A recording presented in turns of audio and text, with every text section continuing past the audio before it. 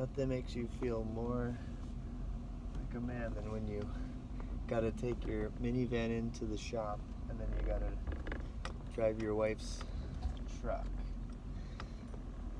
That's huge. And you gotta worry, oh me, oh my, I hope I don't back into someone else's car. And basically,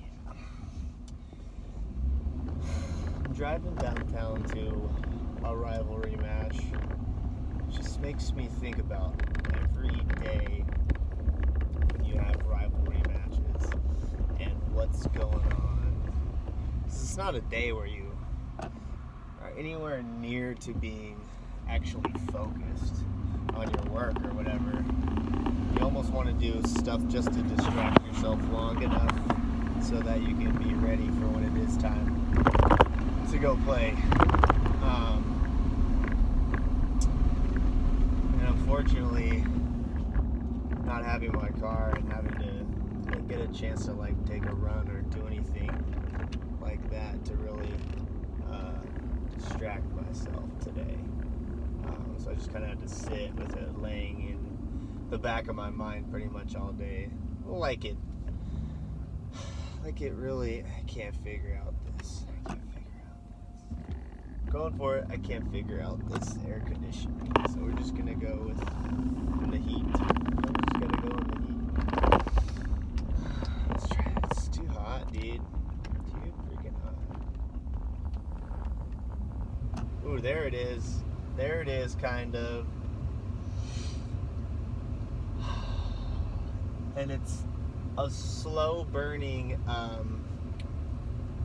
just anxiety that you don't want to really give into or admit that that's in the back there. When you know you've lost 3/4 of the times, maybe even more of the times that you've gone down there, because you know the atmosphere, you know the smirks, and you just played in it so many times and gotten so close, but not pulled it off so many times. Not to say it's never happened, because I think we've won there twice. Maybe more, but I definitely remember one or two of those. But there's just so many 5-setters and so many. Yeah, I've just been more or less debating what type of mental talking I've been doing to myself and what you should say to a bunch of teenagers going into this. Albeit, what do you say to a bunch of teenagers that don't have the experience of all the years of club to fall back onto, and all the years of playing on the sand? We have a couple, but if I'm talking on the boys' side strictly, we're just hundreds, maybe thousands of reps behind always, and then it kind of rears its ugly head in those ways. But man, it's a looming day, and I feel like I've tried everything mentally, not giving a fuck, or walking in super serious, or walking in super nonchalant. Yeah. Maybe the fluctuation of all those different ways has been the Achilles heel. Tonight I'm not even the head coach, but I feel like any team that I help coach is any type of loss. I think it always falls some way on me. I don't like that feeling. I really subscribe to the thought that if a win happens, it's the players have done their job, and if a loss happens, it's the coach didn't have his team prepared for battle. Which is kind of a nice thing to give the teenagers that cop out, because some of them will honestly take it. They won't ever take responsibility for not executing it. They would love to push it back onto a coach and their decision. But gosh, been doing this for like 13 years now, and it never gets easy. I've never gone down there and really been super comfortable and super like sure that it was going to go well. Or even on the teams that I would say were some of our better teams, even then you're just on edge all day and pretty much can't wait for it to just start. And you can get a good reading about how it's going to go within the first 15 points, really. And I've been surprised with teams before. They've had some battle and some fight back, but I mean, a lot of people get beat down fairly easily, and they don't have that fight. It's easier for them to just give up and then cower, and kind of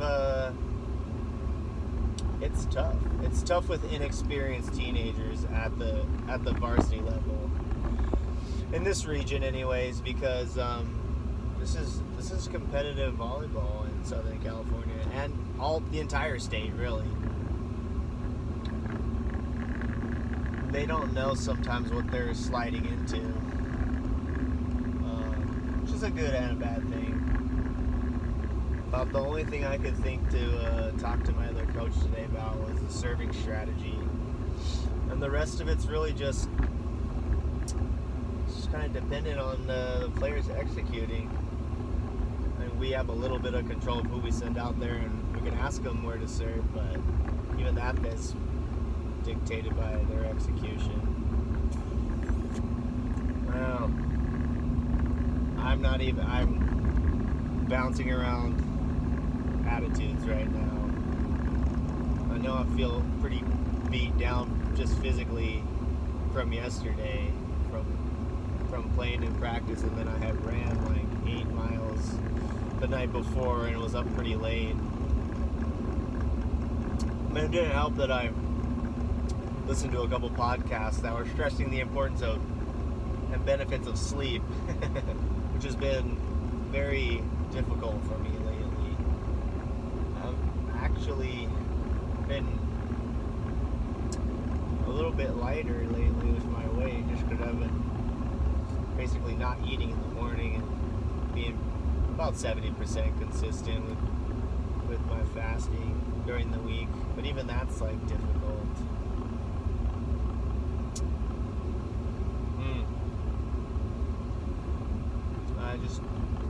I'm always just wondering, like, how much are the players thinking about their matches and their league record and what the other people are going to do.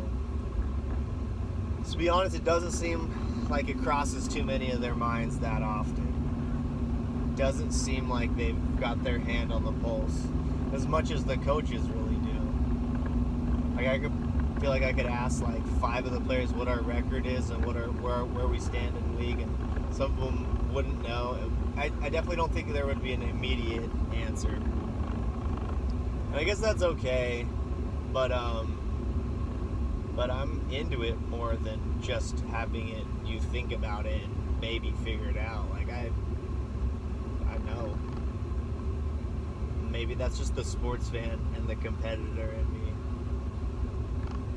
which I don't apologize for, but I just fucking hate these rivalry matches also, because I'm just a unknown in the volleyball community here in town is what I feel. And I've won a few times, but I don't ever think it has anything to do with me. It feels like I was just heading the ship while there was a bunch of talented dudes. And you know what? Just saying that makes me cringe and makes me feel like a egotistical piece of shit. But I think you have to kind of have that mentality to be a coach. You've got to be a little egotistical, and I don't think I do a good enough job of that. I just don't. I think that's one thing I've been battling internally all these years, and I'll say it out loud for maybe the second time. I think the only person that's ever told this was my wife, but the 2 years that we won league, they didn't announce a coach of the year.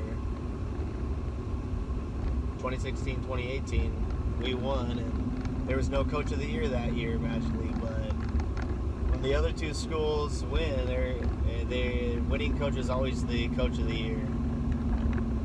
Or maybe in 2016 they went with the other coach that I tied with, but never was there a discussion either of those years.